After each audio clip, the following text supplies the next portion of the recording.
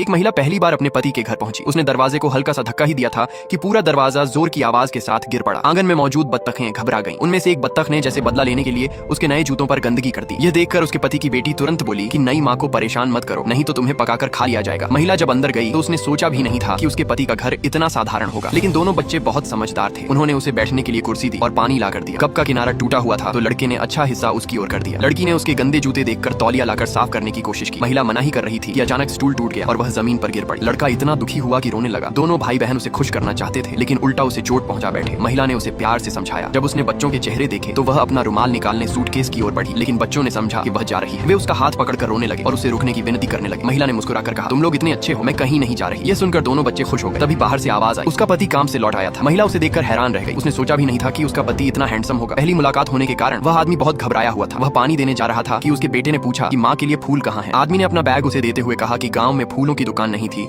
इसलिए उम्मीद है उसे ये फूल पसंद आएंगे। जैसे ही महिला ने बैग खोला वह चौंक गई। उसमें शुद्ध सोने से बना फूलों का गुलदस्ता था। आदमी को लगा कि शायद उसे पसंद नहीं आया। तभी बेटी बोली कि पापा और भाई दोनों ही पुरुष हैं, उन्हें महिलाओं की पसंद का अंदाजा नहीं है। फिर उसने एक घड़ी निकालकर महिला के हाथ में पहना दी। वह हीरों से जड़ी हुई एक महंगी घड़ी थी। तब महिला को समझ आया कि उसका पति असल में बहुत अमीर है। उसने हैरानी से पूछा, मेरी माँ ने कहा था कि आप मछली बेचते हैं, क्या मछली बेचकर इतना पैसा कमाया जा सकता है? आदमी उसे अपने फिश फार्म पर ले गया। वह बहुत विशाल था। उसने बताया कि वह समुद्री खेती एक्वा कल्चर का काम करता है। बच्चों ने भी बताया कि उनके परिवार के विदेशी व्यापार, होटल और टूरिज्म जैसे कई बिजनेस हैं। महिला को एहसास हुआ कि उसने गांव के सबसे अमीर आदमी से शादी की है। इससे पहले कि वह सब समझ पाती, आदमी ने उसे लाखों करोड़ों रुपए से भरी बैंक बुक दे दी और कहा कि अब से घर की सारी जिम्मेदारी उसी की है। महिला ने तय किया कि वह इस पुराने घर का अच्छे से नवीनीकरण करेगी। उस रात महिला थोड़ी शर्मीली थी और पति के साथ एक ही कमरे में नहीं सोना चाहती थी। लेकिन तभी दोनों बच्चे तकिए लेकर आए और बोले कि वे सब साथ में सोना चाहते हैं।